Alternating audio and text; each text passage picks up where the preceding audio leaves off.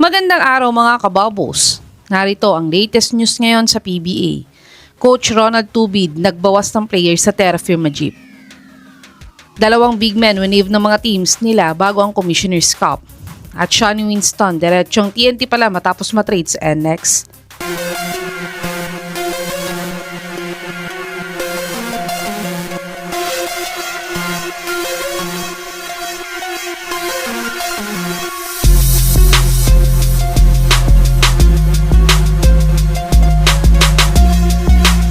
Ang Terrafirma Jeep nga ang pinakakulelat na team sa PBA last conference dahil sila ay may 1 win lamang at 10 losses sa Philippine Cup. Kaya't gusto nga nilang bumawi ngayong conference. Kaya't isa sila sa mga teams na nakakuha ng 7-footer na big man import para sa Commissioner's Cup.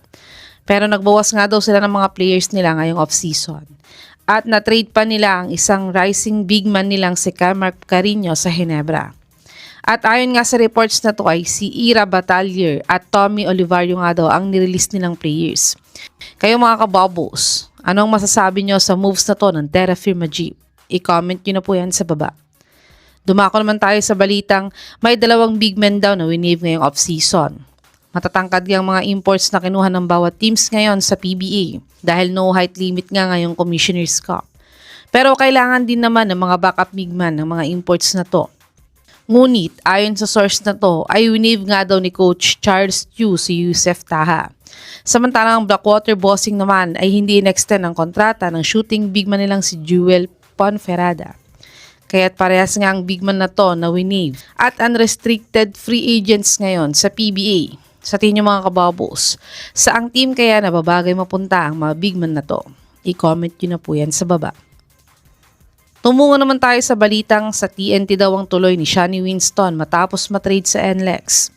Si Shani Winston nga ang former rising star player ng Converge Fiverr Xers.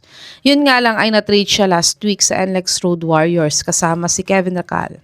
At ayon pa nga sa source na to ay tinatarget nga daw ngayon ng TNT itong si Winston.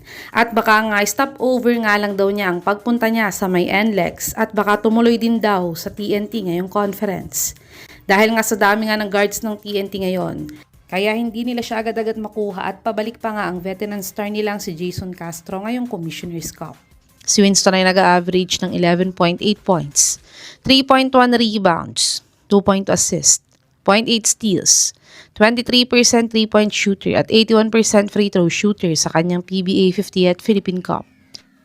Sa tingin mga kababos, matutuloy kaya si Winston sa TNT ngayong Commissioner's Cup? I-comment nyo na po yan sa baba.